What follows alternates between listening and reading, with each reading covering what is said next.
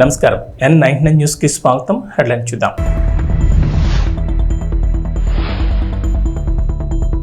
ఏపీలో పింఛన్ల పంపిణీ, లబ్ధిదారులకు స్వయంగా పంపిణీ చేసిన చంద్రబాబు.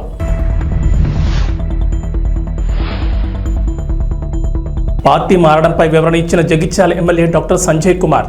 నియోజకవర్గ అభివృద్ధి కోసమే మారినట్లు స్పష్టం.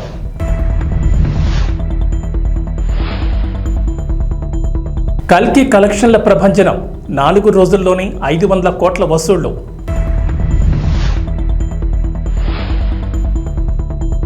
తెలంగాణకు వాతావరణ శాఖ హెచ్చరిక, పలు జిల్లాలకు ఎల్లో అలర్ట్ జారీ. ఆంధ్రప్రదేశ్ వ్యాప్తంగా పింఛన్ల పంపిణీ ప్రారంభమైంది. ముఖ్యమంత్రి నారా చంద్రబాబు నాయుడు స్వయంగా పింఛన్ల పంపిణీ కార్యక్రమంలో పాల్గొన్నారు. ఎన్టీఆర్ భరోసా సామాజిక భద్రత పింఛన్ల పంపిణీలో భాగంగా గుంటూరు జిల్లా పెనమాకలోని ఎస్టీ కాలనీలో జరిగిన కార్యక్రమంలో పాల్గొన్నారు. ఉదయం 6 గంటలకు కాలనీలో స్వయంగా ఆయనే లబ్ధిదారులకు పింఛన్ అందజేశారు. బాణావత్ పాములు నాయక్ కుటుంబం చంద్రబాబు చేతుల మీదుగా పింఛన్ తీసుకుంది. పాములు నాయక్ వృద్ధాప్య పింఛన్, ఆయన కుమార్తె ఇస్లావత్ శివకుమారికి వితంతు పింఛన్, ఆయన భార్యకు రాజధానిలో భూమి లేని వారికి అందజేస్తున్న పింఛన్ను స్వయంగా చంద్రబాబు అందజేశారు. దేశంలోనే తొలిసారి ఓ ముఖ్యమంత్రి స్వయంగా లబ్ధిదారుల ఇంటికి వెళ్లి పింఛన్ అందజేయడం ఇదే మొదటిసారి. ఇది ఓ రికార్డ్ అని చెప్తున్నారు. ముఖ్యమంత్రి చంద్రబాబు పింఛన్ల పంపిణీ అనంతరం గ్రామంలోని మస్జిద్ సెంటర్ వద్ద నిర్వహించే ప్రజావేదిక కార్యక్రమంలో పాల్గొన్నారు. గ్రామస్తులు లబ్ధిదారులతో మాట్లాడారు. రాష్ట్ర వ్యాప్తంగా ఎన్టీఆర్ భరోసా పేరుతో పింఛన్ల పంపిణీ ప్రారంభమైంది. కూటమి ప్రభుత్వం ఎన్నికల మేనిఫెస్టోలో ఇచ్చిన హామీ మేరకు ఏప్రిల్ నెల నుంచి పెంచిన పింఛన్లు అందజేస్తున్నారు. మొత్తం 7,000 పింఛన్ మొత్తాన్ని అర్హులకు అందిస్తున్నారు. ఇప్పటి వరకు పింఛన్ 3,000 చొప్పున అందుతుండగా కూటమి ప్రభుత్వం తాజాగా ఆ మొత్తానికి ఒకేసారి 1,000 రూపాయలు పెంచి 4,000 చేశారు. ఈ పెంచిన పింఛన్ను ఏప్రిల్ నుంచి అమలు చేస్తామని మేనిఫెస్టోలో పెట్టిన హామీ మేరకు ఏప్రిల్, మే, జూన్ నెలకు 1,000 రూపాయలు చొప్పున కలిపి మొత్తం 7,000 ఇవాళ పంపిణీ చేస్తున్నారు. అప్పులు ఎంతున్నాయో ఇంకా నాకే తెలియదు. ఎతుకుతున్న రికార్డ్స్ అన్ని, వ్యవస్థలు ఎక్కడున్నాయో నాకే తెలియదు. అధికార యంత్రాంగం మొరేలు కూడా దెబ్బతినింది. బయట వాళ్ళు వచ్చి పెట్టుబడి పెట్టాలంటే భయపడే పరిస్థితికి వచ్చేసారు. మళ్లీ ఈ దుర్మార్గుడు వస్తే ఏమవుతుందని భయపడిపోయే పరిస్థితికి వచ్చారు. అంటే ఇవన్నీ కూడా ఒక రాష్ట్రం యొక్క బ్రాండ్ కూడా దెబ్బతినింది. ఎంతో మంది ముఖ్యమంత్రులు చూశాను నేను.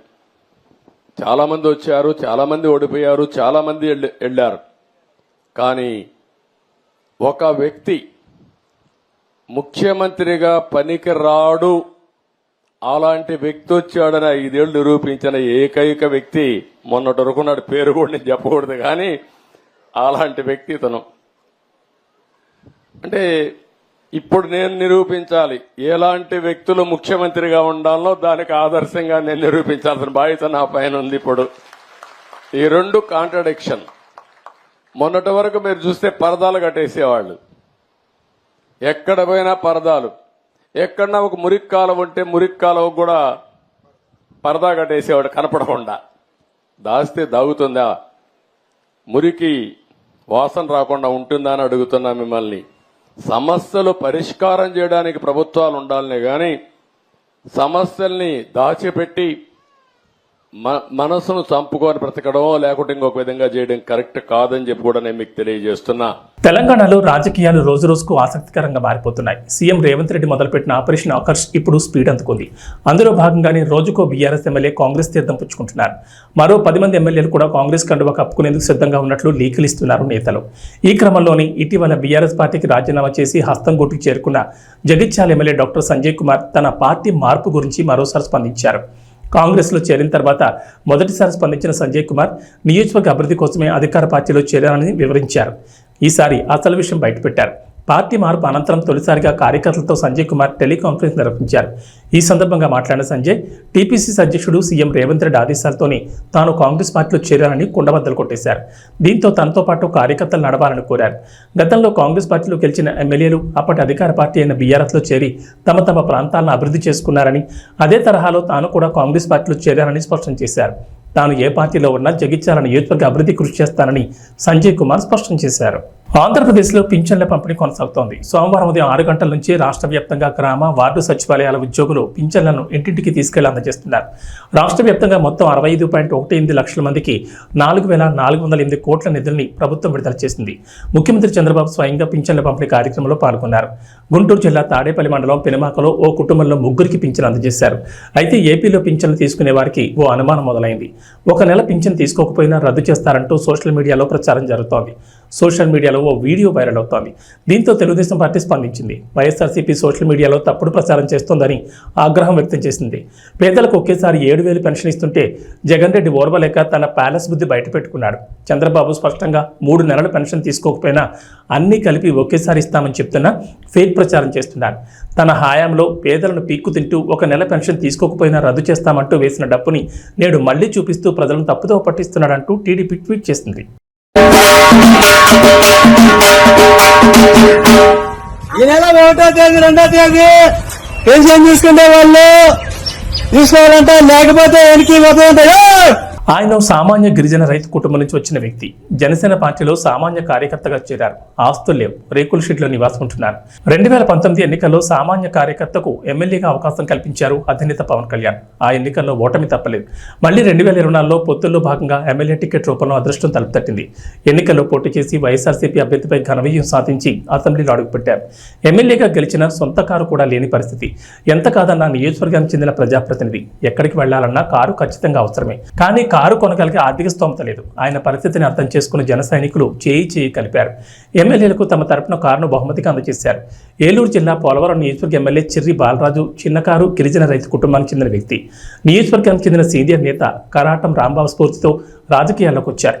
2019లో జనసేన తరపున ఎమ్మెల్యే అభ్యర్థిగా పోటీ చేసి ఓడిపోయారు.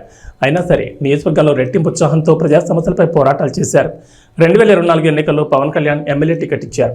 సీనియర్ నేత కరాటం రాంబాబు, జన సైనికులు, కూటమి నేతలు కష్టపడి ఆయన్ను ఎమ్మెల్యేగా గెలిపించుకున్నారు. ఏపీలో నూతన ప్రభుత్వం ఏర్పడ్డాక తొలిసారి పింఛన్ల పంపిణీ రాష్ట్ర వ్యాప్తంగా కొనసాగుతోంది. ఈ మేరకు నారా చంద్రబాబు నాయుడు సోమవారం ఉదయం ఎన్టీఆర్ భరోసా సామాజిక పింఛన్ల పథకాన్ని ప్రారంభించారు. మంగళగిరి నియోజకవర్గంలోని పెనుమాకలో లబ్ధిదారుల ఇంటికి వెళ్లి స్వయంగా తన చేతుల మీదుగా పింఛన్ అందజేశారు. అనంతరం పెనుమాకలో పింఛన్దారులతో ఏర్పాటు చేసిన సమావేశంలో సీఎం చంద్రబాబు, మంత్రి లోకేష్ మధ్య ఆసక్తికరమైన సరదా సంభాషణ జరిగింది. వేదికపై మంత్రి నారా లోకేష్ మాట్లాడుతూ, సార్ మీరు ముఖ్యమంత్రి అయ్యాక సంక్షేమ పథకాల అమల్లో తొలి అడుగు వేశారు. మంగళగిరి నియోజకవర్గంలోని మా పెనుమా గ్రామానికి మీరు రావడం చాలా సంతోషంగా ఉంది. గత 5 ఏళ్లు పరదాల ముఖ్యమంత్రిని చూసాం, ఇప్పుడు ప్రజల ముఖ్యమంత్రిని చూస్తున్నాం. అయితే అధికారులు సెట్ కావడానికి ఇంకా టైం పడుతుందేమో సార్, ఇంకా పరదాలు కడుతున్నారు సార్, బతిమలాడి అన్ని తీసివేసినా కడుతున్నారని అన్నారు. లోకేష్ వ్యాఖ్యలకు సీఎం చంద్రబాబు చిరునవ్వుతో స్పందించారు. లేదు, అధికారులు మారిపోయారు, ఇంకొకసారి పరదాలు కడితే కట్టిన వాడిని సస్పెండ్ చేయడం తప్ప వేరే మార్గం ఉండదు. ఇలాంటివి నేను వినదలుచుకోలేదు. ఎవరైనా సరే పాత రోజులు మర్చిపోయి కొత్త రోజులు జ్ఞాపకం తెచ్చుకుని ముందుకు సాగిపోవాల్సిందిగా అందరినీ కోరుతున్నాను. ఎక్కడా ఇలాంటివి జరగకూడదు. ఎవరైనా ఫిర్యాదు చేస్తే పనిష్మెంట్ తప్పదని చంద్రబాబు నవ్వుతూ అన్నారు. అధికారులు ఇంకా టైం పడుతుంది అనుకుంటా సార్ సెట్ అయ్యేదానికి. లేదు, సెట్ అయ్యారు. ఇంకా పరదాలు కడుతున్నారు సార్. పరదాలు ఎక్కడ వాళ్ళు బతిమలాడి అన్ని తీపిస్తారు. కాదు, పరదాలు కడితే ఇంకొకసారి ఎక్కడన్నా చూస్తే కట్టిన వాళ్ళని సస్పెండ్ చేయడం తప్ప వేరే మార్గం ఉండదు. కాబట్టి ఇంక నేను వినదలుచుకోలేదు. ఎవరైనా సరే సింపుల్ గా పాత రోజులు మర్చిపోయి కొత్త రోజులు జ్ఞాపకం చేసుకుని ముందుకు పోవాల్సిందిగా అందరినీ కోరుతున్నా. ఎక్కడా జరగకూడదు. ఎవరైనా కంప్లైంట్ చేస్తే మాత్రం పనిష్మెంట్ తప్పదు. మీకు బీ క్లియర్. అంటే 5 సంవత్సరాలు అలవాటు కదా సార్, కొంచెం టైం పడుతుంది సార్. మీకు కూడా అందరికి అలవాటు కావాలి, వాళ్ళకే కాదు. కొత్త శకానికి, కొత్త కల్చర్ కి అందరూ అలవాటు కావాల్సిందే. ఇంకా టైం ఉండదు. ఏది కూడా రివర్స్ గేర్ నుంచి రివర్స్ పోయే బండిని పాజిటివ్ గా నడిపిస్తున్నాం. ఇంకా స్పీడ్ పెంచడం తప్ప ఎనిక్కిపోయే సమస్య ఎవరికి ఉండకూడదు. ఆలోచన రాకూడదు. లేకపోతే ఒక షార్ట్ ట్రీట్మెంట్ ఇస్తే అందరూ సెట్ అయిపోతారు, ఇన్క్లూడింగ్ ఎవరైనా సరే. నేను సిద్ధంగా ఉన్నా షార్ట్ ట్రీట్మెంట్ ఇవ్వడానికి. పాపం ఇంకా కొంచెం ఇది ఉంది కాబట్టి స్లోగా పోతున్నా. ఇప్పుడు స్పీడ్ పెంచాలి ఇంకా, అంతే. నేను అందుకే చెప్పా 95 ముఖ్యమంత్రిని చూస్తారని. 4.0 95 అది గుర్తుపెట్టుకోవాలి. 95లో ఒకసారి మీరు చరిత్ర గుర్తుపెట్టుకోవాలి. అప్పుడు నువ్వు కూడా కుర్రాడివి, నీకు కూడా ఐడియా లేదు. అప్పుడు నా చరిత్ర గుర్తుపెట్టుకుంటే, హైదరాబాద్ లో బయలుదేరుతున్నానంటే రాష్ట్రం మొత్తం రెడ్ అలర్ట్ ఉండేది. అంత భయంకరంగా చేయను కానీ తప్పు చేస్తే మాత్రం ఎవరిని వదిలిపెట్టను. ఉంటే మా మైండ్ అంతా మార్చుకోవాలి. అందుకే 95 అన్నా నేను. 95 CBN 1.0 నాట్ 4. అది రిపిటేషన్ వస్తుంది ఇప్పుడు ఇక్కడ. మంత్రులకు ఉంటుంది, ఎమ్మెల్యేలకు ఉంటుంది, అందరికీ ఉంటుంది. ఆంధ్రప్రదేశ్ ప్రజలకు టీడీపీ రాష్ట్ర అధ్యక్షుడు పల్లా శ్రీనివాసరావు కీలక సూచన చేశారు. ముఖ్యమంత్రి నారా చంద్రబాబు నాయుడు కలిసేందుకు ఎంతో మంది ఎదురు చూస్తూ ఉంటారు. అయితే దీనికోసం ప్రతి శనివారం చంద్రబాబు తెలుగుదేశం పార్టీ కేంద్ర కార్యాలయంలో వినతులు తీసుకుంటున్నారు. ఈ సందర్భంగా ఫోటోల కోసం వచ్చే వారితో నిజమైన సమస్యలతో వచ్చేవారు ఇబ్బంది పడుతున్నారు. ఈ విషయాన్ని గమనించిన తెలుగుదేశం పార్టీ కీలక నిర్ణయం తీసుకుంది. సమస్యలతో వచ్చేవారు ఇలా ఇబ్బంది పడకుండా ముందుగా ఫోన్ చేసి తెలియజేస్తే ప్రయారిటీ ప్రకారం సమస్యలతో వచ్చేవారిని ముఖ్యమంత్రిని కలిసేలా చేస్తామని పార్టీ అధ్యక్షుడు పల్లా శ్రీనివాసరావు తెలిపారు. ఎవరైనా నిజమైన సమస్యతో ఇబ్బంది పడుతుంటే వెంటనే 7306299999 నంబర్కి ఫోన్ చేసి ముందుగా తమకు తెలియజేయాలని టీడీపీ రాష్ట్ర అధ్యక్షుడు పల్లా శ్రీనివాసరావు తెలిపారు. ప్రజల సమస్యల గురించి వినతులు స్వీకరించేందుకు కొత్తగా టోల్ ఫ్రీ నంబర్ ఏర్పాటు చేస్తున్నట్లు ప్రకటించారు. ముఖ్యమంత్రి చంద్రబాబు వినతులు ఇచ్చేందుకు జనం భారీగా తరలివస్తున్నారని, వారి వినతుల స్వీకరణ సులభతరం చేసేందుకే ఈ టోల్ ఫ్రీ నెంబర్ తీసుకొచ్చినట్లు తెలిపారు. ఎవరైనా ప్రజలు వారి సమస్యలను 7306299999 నంబర్కు ఫోన్ చేసి తెలియజేయాలని సూచించారు. ఆ సమస్య ప్రాధాన్యతను బట్టి ముఖ్యమంత్రిని కలిసే అవకాశం కల్పిస్తామని, ప్రజలు ఈ సదుపాయాన్ని సద్వినియోగం చేసుకోవాలని కోరారు పల్లా శ్రీనివాసరావు. చంద్రబాబు నాయుడు గారిని, ముఖ్యమంత్రి గారిని ఎక్కువ మంది కలవడానికి పార్టీ కార్యాలయానికి వస్తున్నారు. సో ఆ ఎక్కువ మంది వస్తున్నారు కనుక వాళ్ళని మంచిగా హ్యాండిల్ చేయాలని ఒక ఆలోచనతో ఈరోజు మేము ఒక ఫోన్ నెంబర్ని ఇక్కడ ఉంచుతున్నాం. అంటే ఎక్కువ మంది గడిచిన 2 వారాల నుంచి మాకు వచ్చినటువంటి ఎక్స్పీరియన్స్ ఏంటంటే, నేరుగా ఎక్కువ మంది వచ్చి కొంచెం ఆయనతో ఫోటోలు తీసుకుందాం అనుకుంటున్నారో, లేకపోతే యువత అనేది ఎక్కువ మంది వస్తున్నారు ఆయన చూడడానికి. సో వీటితో పాటు కొంచెం జెన్యూన్ ఇష్యూస్ మీద వచ్చినటువంటి వారు కొంచెం ఇబ్బంది పడేటువంటి పరిస్థితి ఉంది. కనుక ఇది జెన్యూన్ ఇష్యూస్ మీద ఉన్నటువంటి వారికి ఎటువంటి ఇబ్బంది కలగకుండా ఉండడం కోసం మేము ఒక నంబరు, టోల్ ఫ్రీ నంబరు ఏర్పాటు చేస్తున్నాం. ఆ నంబర్ ద్వారా మరి మాకు ముందుగానే ఇంటిమేట్ చేస్తే, పార్టీ హౌస్లో ఉంటుంది ఆ నంబర్ ద్వారా మీరు ఇంటిమేట్ చేస్తే వారికి మేము ప్రయారిటీ కల్పించి వారికి మేము సీఎం గారిని కలిసేటట్టుగా చేస్తామని చెప్పేసి ఈ సందర్భంగా తెలియజేస్తున్నాం. ఈ నంబరు దయచేసి మా ఆఫీస్లో ఉంటుంది. అలాగే మేము తెలియజేస్తున్నాం 7306299999. దయచేసి ఈ నంబరు అందరూ కూడా నోట్ చేసుకోగలిగితే, ఎవరైనా సరే ఈ నంబర్ కానీ ఇంటిమేట్ చేస్తే ఆ నంబరు ద్వారా మేము ఇక్కడ గ్రీవెన్స్ నోట్ చేసి వాళ్ళకి టైం స్లాట్ అంటే ముఖ్యంగా వారి కోసం ప్రయారిటైజ్ చేస్తాం. ఎందుకంటే ఆ రోజు వచ్చిన వాళ్ళు చాలా వేల సంఖ్యలో వస్తున్నారు కనుక, అలాగే 500 మందికి ఈ గ్రీవెన్స్ని లిమిట్ చేద్దాం ఫస్ట్ విడతలో అన్న ఆలోచన కూడా వచ్చామని చెప్పేసి ఈ సందర్భంగా తెలియజేస్తున్నాం. అలాగే మేము దయచేసి ఇబ్బంది ఉన్నటువంటి వారు, అలాగే స్థానికంగా ఎమ్మెల్యేస్ ఎవరైనా కలగకపోతే వారు నేరుగా ముఖ్యమంత్రి గారి ఆఫీస్కి వస్తే బాగుంటుంది అనేది మా ఉద్దేశం. వారు మాత్రం ఈ నంబర్ ద్వారా మాకు ఇంటిమేట్ చేసి వాళ్ళు సమస్య చెప్తే ఆ సమస్యని మేము నోట్ చేసుకొని ప్రయారిటీ పెట్టి వాళ్ళకి ముందుగా కల్పించడానికి మేము ఇక్కడ ఏర్పాట్లు చేస్తున్నామని చెప్పేసి మరి మీ అందరికీ కూడా తెలియజేస్తున్నాం. కనుక దయచేసి దీన్ని సద్వినియోగం చేసుకోవాలని చెప్పేసి నేను ప్రజల్ని, కార్యకర్తల, నాయకుల్ని ఈ అవకాశాన్ని సద్వినియోగం చేసుకోమని చెప్పేసి తెలియజేస్తున్నాం. అలాగే సింగరేణి సీఎండీ బలరాం నాయక్కు ప్రతిష్టాత్మక tree man of Telangana award వరించింది. సింగరేణి సంస్థను పర్యావరణ రహిత సంస్థగా మార్చడమే కాకుండా తానే స్వయంగా 18,000కు పైగా మొక్కలు నాటి కోల్బెల్ట్ ఏరియాలోని 6 జిల్లాల్లో 35 చిన్న అడవులను సృష్టించినందుకు గుర్తింపుగా గ్రీన్ మ్యాపుల్ ఫౌండేషన్ ఈ పురస్కారానికి ఎంపిక చేసింది. ఈ మేరకు ఆదివారం హైదరాబాద్లో నిర్వహించిన ఫౌండేషన్ 2024 అవార్డుల ప్రదానోత్సవంలో ఆ సంస్థ ఎండీ అస్తుష్ వర్మ, ఎన్టీపీసీ, ఇతర ప్రభుత్వ రంగ సంస్థల ఉన్నతాధికారులు సింగరేణి సీఎండీ బలరాంకు ఈ అవార్డును అందజేశారు. దేశంలో పర్యావరణ పరిరక్షణ కృషి చేస్తున్న ప్రభుత్వ రంగ, ప్రైవేట్ రంగ దిగ్గజ కంపెనీలు, అందులోని ప్రభావశీల వ్యక్తులకు గ్రీన్ మ్యాపుల్ సంస్థ ప్రతి ఏడాది ప్రోత్సాహక అవార్డులు అందజేస్తూ వస్తోంది. ఇందులో భాగంగా సివిల్ సర్వీసెస్ అధికారిగా ఉన్నత స్థాయిలో తీరిక లేకుండా తెలంగాణ ఉండి కూడా పర్యావరణ పరిరక్షణ కోసం వేలాది మొక్కలు నాటినందుకు గాను పురస్కారం ప్రదానం చేసింది. శనివారంతో ముగిసిన T20 ప్రపంచ కప్ 2024లో భారత్ జట్టు ఛాంపియన్ గా అవతరించిన విషయం తెలిసిందే. అయితే ఈ టోర్నీలో అద్భుత ప్రదర్శన కనబరిచిన 11 మంది ఆటగాళ్లతో అంతర్జాతీయ క్రికెట్ కౌన్సిల్ జట్టును ప్రకటించింది. ఈ మేరకు జూలై 1న అధికారికంగా ప్రకటన విడుదల చేసింది.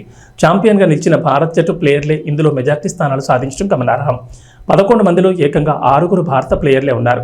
అయితే రన్నరప్గా నిలిచిన దక్షిణాఫ్రికా నుంచి ఒక్క ఆటగాడు కూడా 11 మందిలో లేకపోవడం గమనార్హం. ఐసీసీ ప్రకటించిన 11 మంది ఆటగాళ్లలో team India captain Rohit Sharma, vice captain Hardik Pandya, Suryakumar Yadav, Axar Patel, Jasprit Bumrah, Harshdeep సింగ్లకు చోటు దక్కింది. అయితే T20 ప్రపంచ కప్ 2024 ఫైనల్లో ప్లేయర్ ఆఫ్ ది మ్యాచ్గా నిలిచిన విరాట్ కోహ్లీకి ఈ జాబితాలో చోటు దక్కలేదు. భారత ఆటగాళ్లతో పాటు ఆఫ్ఘనిస్తాన్ కెప్టెన్ రషీద్ ఖాన్, టోర్నీలో లీడింగ్ రన్ స్కోరర్గా ఉన్న ఆ జట్టు opener Rahmanullah Gurbaz, leading wicket taker Fazal Haq ఫరూకీలు ఉన్నారు.